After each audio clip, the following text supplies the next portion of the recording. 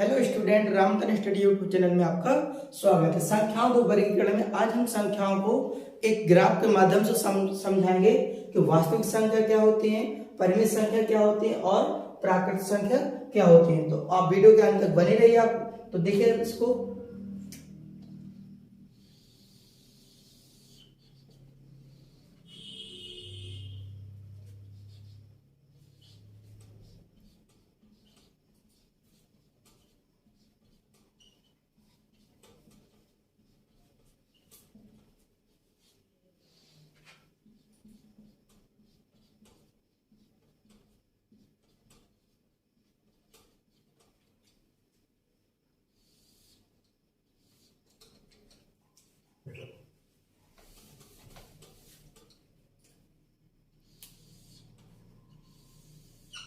देखिए यहां तक हमने क्या लिखा है, इसे लाइन खींची तो 0 यहाँ +1 +2 +3 +4 और +5 डेट ऐसे अनंत तक चली जाएंगी। यहां तक देखिए -1 -2 -3 -4 -5 और 0, ये सारे के सारे होते हैं हमारे पूर्णांक, ये कहलाते हैं पूर्णांक।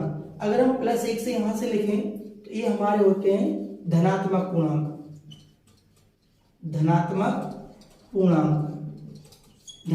पूर्णांक अगर यहां से बात की जाए -1 -2, ये होते हमारे ऋणात्मक पूर्णांक और 0 ये है 0।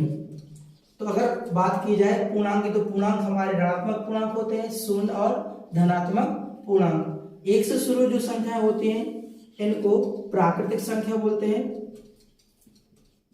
प्राकृतिक संख्या जो 1 से शुरू होते 1 2 3 4 डेट से अनंत तक। अगर यहाँ -1 से बोले, यहाँ पर अगर हम 0 शामिल कर लें तो 0 से लेकर के अनंत तक ये पूर्ण संख्या होती हैं। पूर्ण संख्याएं होती हैं 0 से लेकर के अनंत तक पूर्ण संख्या होती है। 0 1 2 3 4 डेट से चली जाएंगी अनंत तक।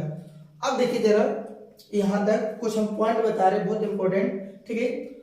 अगर हम क्या करें, धनात्मक संख्या का वर्ग गुणा तथा जोड़, धनात्मक संख्या का वर्ग करें, गुणा करें तथा जोड़, तो हमें धनात्मक संख्या प्राप्त होती है। एग्जाम्पल समझिए, यहां पर जैसे हम कर दे 2 का स्क्वायर तो आएगा 4। अगर हम 2 का गुणा 2 कर दे तो भी हमारा आएगा 4। अगर 2 + 2 कर दे तो भी हमारा आएगा 4। तो देखिए हमने एक बार धनात्मक संख्या 2 हमारी धनात्मक संख्या है, इसका हमने वर्ग किया तो भी 4 आया, गुणा किया तो भी 4 आया और जोड़ा तो भी 4 आया।